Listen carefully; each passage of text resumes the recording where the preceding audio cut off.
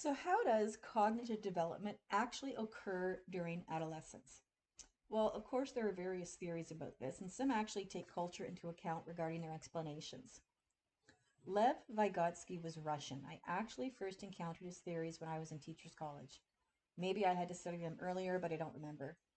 But when I was in teacher's college and I had several placements in elementary schools, I really did make use of his ideas, which, let's be honest, is not common when it comes to making use of theory in real life. I could really see how they were applicable in real life, not just in theory.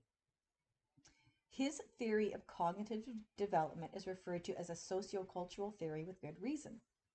He said that when cognitive development occurs, it's the result of social processes and cultural processes.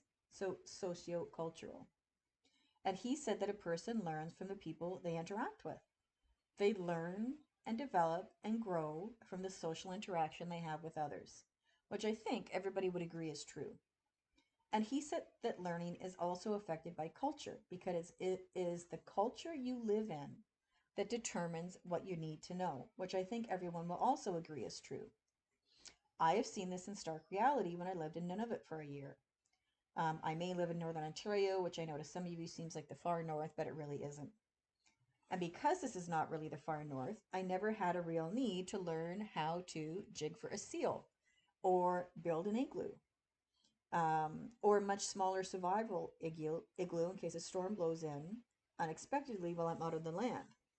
But my students in Nunavut, who were all at least 16, did learn these things just as a matter of everyday life.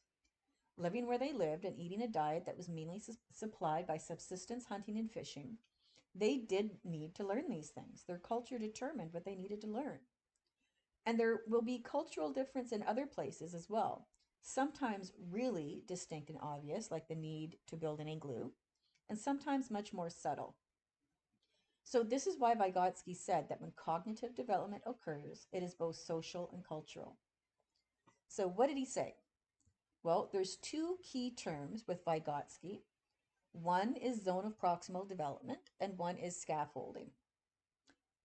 And the zone of proximal development is something you're already 100% aware of and understand. You just haven't thought of it that way with that name. It refers to the gap between what a person does or knows on their own compared to when there was somebody who knows more that guides them. Think of it like the zone of proximal development is their zone of possible learning. You want to be close to what they already know because if you aim too high outside of that zone, it's going to be too difficult and they won't learn anything. But if you aim too low outside of their zone of learning, it's too easy and they already know it. So again, they're not learning anything. So I'm going to use teaching a grade 3 student reading because it's a pretty straightforward example. Picture yourself in an elementary school and you're watching a grade 7 girl or boy while they sit there reading by themselves. As they read, they're clearly reading at their current level, understanding and interpreting and sounding out words at whatever reading level they currently have on their own. This will be at a different level that she reads once you start working with her. Because as the teacher or EA or volunteer or whatever your reason for being there, you have a higher level of skill and knowledge than she does. You are more competent than her. So reading on her own, she'll read at her own current level because that is all she is capable of doing. But reading with you assist her by guiding her to a higher level, still within her reading zone. You don't go in and work with a kid reading at the level they're at because you're trying to help them improve. And because you're competent at that higher level of reading, she can progress to that higher level with your assistance. So, zone of proximal development is like a zone of possible learning. And as you do this, you're helping and guiding her and providing her assistance. What you're doing is scaffolding. You are within the zone with her, providing a lot of scaffolding at the beginning, and then gradually withdrawing the amount of scaffolding she needs as she progresses. So, this does not mean that you withdraw that scaffolding, that support in one session. It may be several sessions over a few weeks or months. But if you think of when you're helping somebody with reading, what kind of support do you provide them? You give them hints. You help them sound out words. Okay, well, then read the whole sentence, and in the context of that sentence, what word do you think would make sense there? If you picture scaffolding, what it does is provide support. If you think of a construction site, at the very beginning of the construction period, a building will be covered in scaffolding. And then as it progresses, the amount of scaffolding decreases. And for me, reading is a really good example of these two concepts. Maybe because when you read with someone who's just learning, you can see very quickly what they're learning and how they make use of what they've learned, unlike some other things students read at school or students learn at school.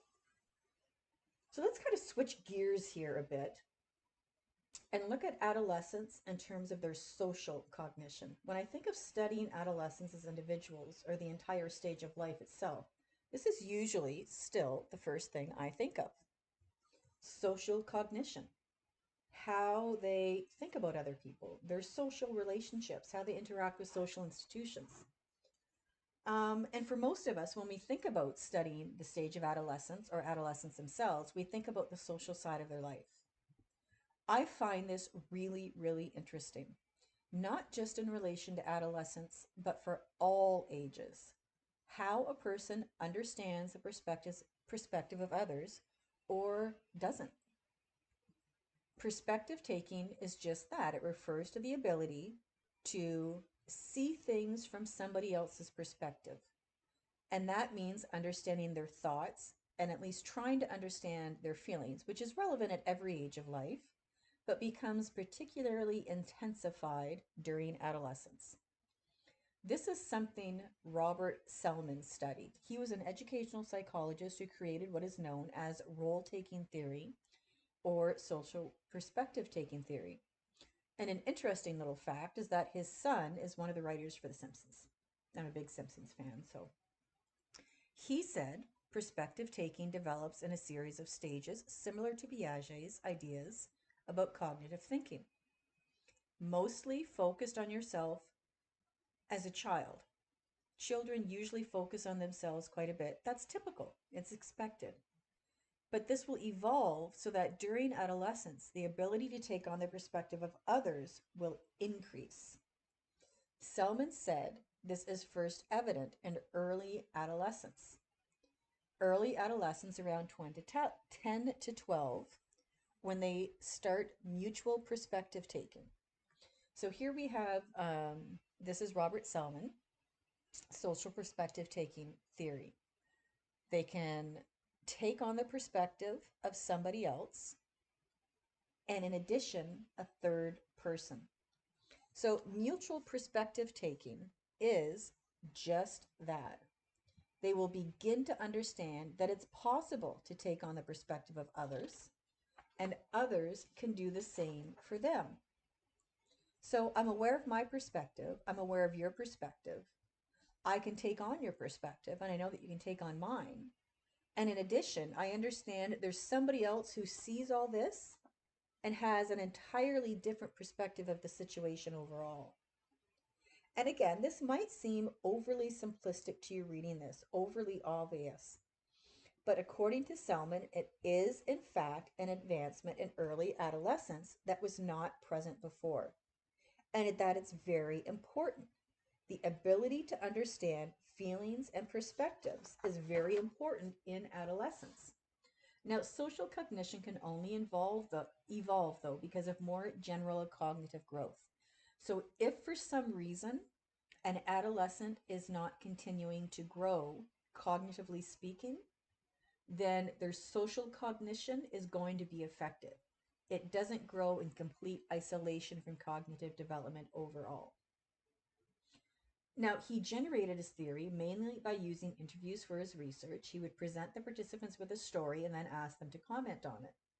So the text provides the example of a doctor setting up a practice. Another story he used was about a little girl, Holly, and her father. And participants, the children, would be told that Holly, who is an avid 8-year-old tree climber, falls off a tree but doesn't hurt herself. Holly's father sees this and makes her promise that she'll stop climbing trees, and Holly promises. Later on, however, Holly and her friends meet Sean, a boy whose kitten is stuck in a tree. Holly is the only one amongst her friends who can climb trees well enough to save Sean's kitten, who may fall at any moment, but she remembers the promise she made with her father. So Selman would then ask the child or adolescent about the perspectives of Holly and her father. So far this seems pretty simple. Maybe you don't think about all of this exactly this way before, but these are all processes you're probably aware of. Whether you were aware of them or not, you just hadn't thought of them in that manner. So Selman then proceeds to get a little more complex when he says that as that person in early adolescence, who is about 10 to 12 matures, and their social cognition develops further, they proceed to develop social and conventional system. Let's try that again. Social and conventional system perspective taking. Sounds really complicated. What this means is that they know they have their own perspectives, and that the perspectives that other people have, you're not only influenced by your interaction with each other, but that both of you are also influenced by the roles you have in larger society and social systems. So basically, social and conventional system perspective taking means that a person recognizes different perspectives and that the perspectives are affected by the society and culture and norms within which they live. So they know that, for example, a teacher is perceived a certain way, or a police officer, or something like this. So that an adolescent doesn't just think about somebody else's perspective. They do it with an awareness of the social environment the person comes from and the culture the person comes from. Not surprisingly, research has indicated that perspective taking has an effect on adolescents regarding their peer relationships. And if I can be a little more specific, research on the ability to accurately take into account the perspective of others has an effect on adolescent peer relationships. So this ability will be related to an adolescent's popularity with their peers. It's related to how they interact with others, and that makes sense to me. For example, if a 16-year-old is very good, very accurate at understanding the perspective of others, well, they'll be much more successful in navigating their personal relationships. And if a 16-year-old is not very good at understanding the perspective of other people, they're more likely to have more difficulty navigating personal relationships, figuring out how someone else sees the same issue, how someone else views a disagreement they have, or a difference of opinion. So they'll be less likely to be as successful in establishing or in maintaining their relationships with people. And this leads us to one of my favorite concepts, or one of my favorite things to discuss of all time. I'm not really sure why. Maybe because I can relate to it so well, to how I felt in grade 7 and 8 in high school. So when I think about adolescent egocentrism and the imaginary audience, I can really relate to it. It is not just a stereotype that for many adolescents, at least in developed countries, that they will tend to become preoccupied with what they think other people are thinking in relation to them. Now, this is not a completely negative thing because, as I've said, metacognition is very beneficial. It is a good thing to be aware of the thoughts of other people and to consider what other people are thinking in a healthy way. And if we didn't develop this ability as human beings, then we'd all be incredibly selfish and self-centered. But this tends to occur in a different way during adolescence. If you look at what the definition of egocentric is, it is thinking only of oneself without the regard for the feelings or desires of others, being self-centered. So, to an egocentric person, I is the most important word in their language.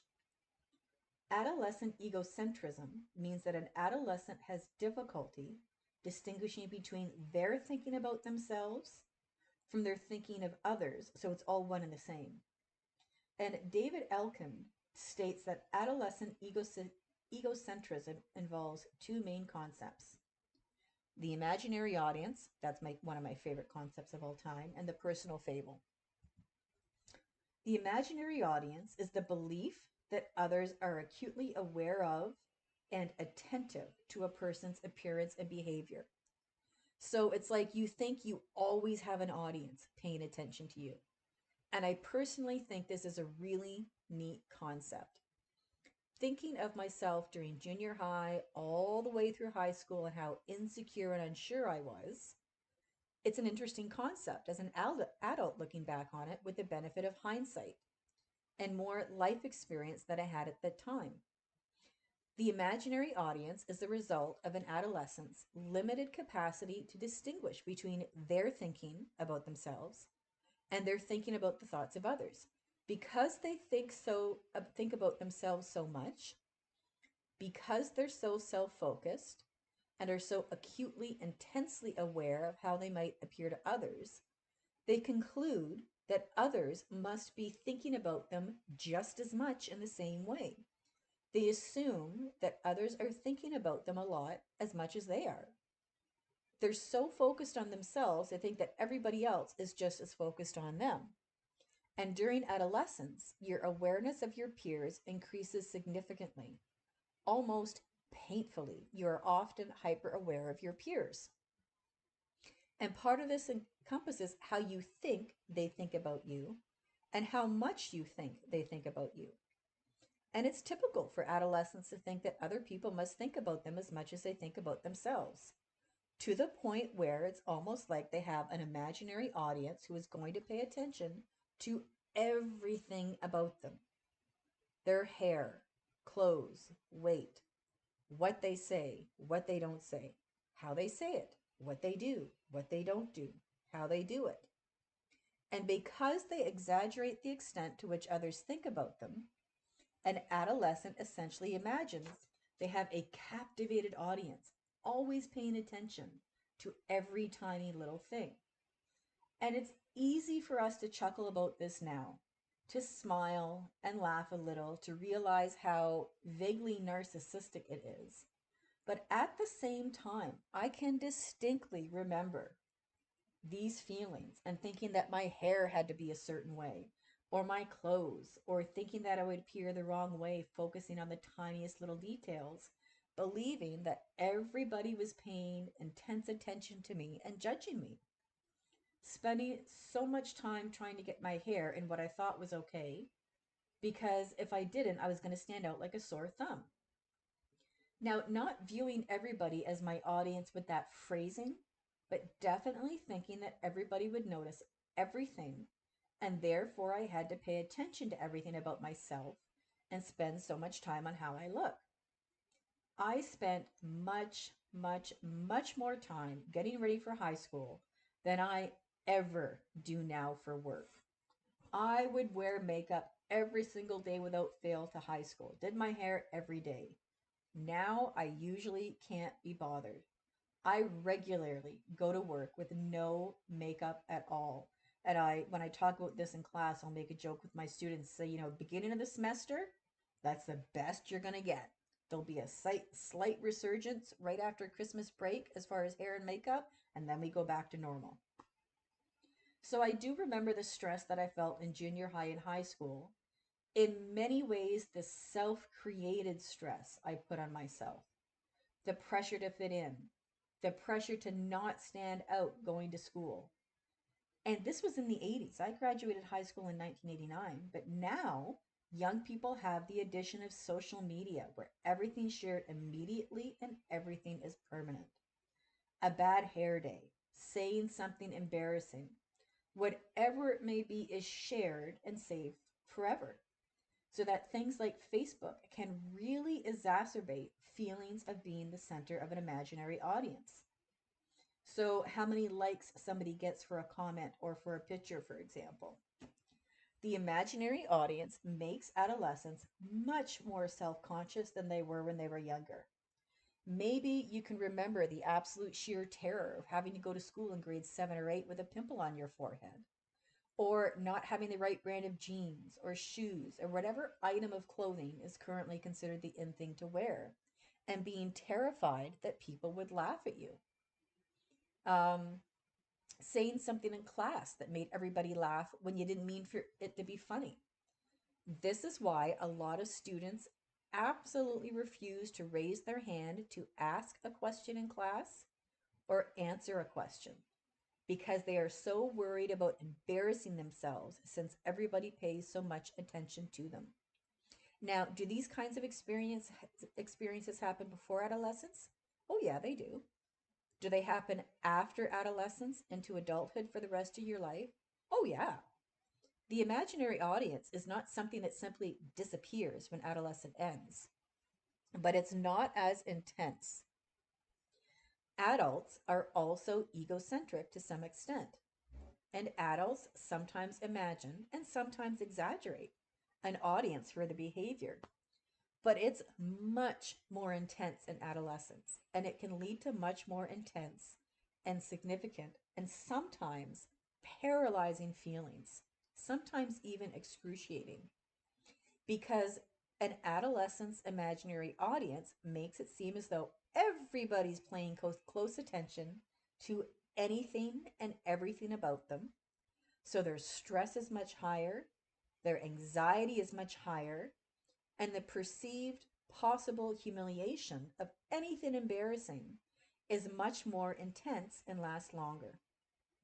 Now, much more academic way of saying this is that the capacity for distinguishing between our own perspective and the perspective of others is less developed during adolescence.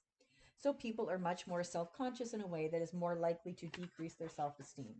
That's the academic part I have to put in. When we know that there's a good chance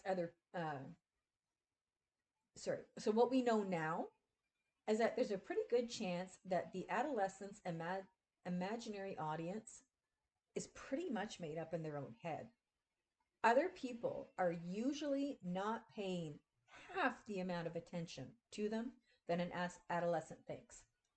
If an adolescent's thinking on a scale of 1 to 10, and people's attention is always focused on them at a 10, in reality, on a scale of 1 to 10, people's attention is focused on them usually at like a 1, maybe a 2 or 3 if something special is going on. But is this really that silly? Adolescents in Western cultures such as ours tend to be strongly peer peer oriented, very strongly peer oriented. And as a result of this, they tend to value the opinions of their peers very, very highly. And at the same time this is occurring, remember, people at this age have developed new cognitive capacities for sarcasm. So that makes it even worse. Now, the second part of adolescent egocentrism is the personal fable, which is something else I find pretty neat. If an adolescent is so concerned with their imaginary audience, thinking everybody pays so much attention to them, well, then doesn't that mean that there's something special about them that garners everybody else's attention? Doesn't it mean that they're special and unique in some way? Because otherwise, why would everybody be so focused on them? And you just know everybody's focused on you. So there must be something special and unique about them, or otherwise, other people wouldn't pay so much attention to them. And this is kind of the basis for the personal fable, at least part of it, the belief that they're so special. And this is the source of why it is not uncommon for somebody at this age, for example, to complain that nobody understands them, nobody can relate to them or identify with what they're going through because they're so unique. Nobody else has the same experience as they do. But it can also lead to some dangerous behavior because I don't mean mentally speaking, but in terms of its effect on actual adolescents' behavior, because they believe in this idea of a personal fable about themselves. That because they're so special and unique, bad things are simply not going to happen to them. That isn't going to happen to me. That kind of thing only happens to other people. So the personal fable has kind of two parts. One, believing that you're unique and special compared to others. And then two, because you're so unique and special, nothing bad could ever happen to you. So you could say that the personal fable can contribute to them making poor decisions that can put themselves at risk. Make them a bit naive. making them believe in some ways that they're invincible because they're so special, and they know they're special and unique because everybody's paying attention to them. Something bad is just not going to happen to me. This is specifically called an optimistic bias, the assumption that bad things happen to other people, not to you. So, oh, somebody else is going to have a car accident because of driving too fast, or other people are going to be caught drunk driving, or other people are going to be hit by a car. Other people are going to develop skin cancer because of tanning, but it's not going to happen to me. So, this doesn't mean that during adolescence people are stupid. It means they really do think differently and see things differently, and they see themselves differently. Simple as that. Okay, looking at all this information about how the brain of an adolescent works, you don't have to choose one theory over another. When you look at one theory, so when you look at any theory, you don't have to do that. Instead, it's totally okay to agree with one part of what Piaget says, for example, but feel he completely missed the mark with something else. You may agree with the idea of the personal fable and the imaginary audience in terms of young people believing others are so focused on them, but don't agree that it really leads to more risk taking behavior. I'm not here to convince you one way or another regarding what you should think. These are all theories, not facts. I might say that something seems like just common sense. Oh yeah, you can see that in real life. Well, when I do that, it's in regards to one particular concept, usually not an entire theory. You need to make up your own mind, and it may be different from me or what somebody else says, and that's okay. So, there's a lot of theories in this chapter regarding how the basic mental structures of an adolescent and emerging adult work. Take your time. Don't feel like you have to learn all of them within one sitting. In fact, it's probably a little bit too much information to take in. Don't hesitate to go back and re-listen to part of the lecture if you need to help you understand. And don't forget to do your quiz for this week because that will be part of your final mark.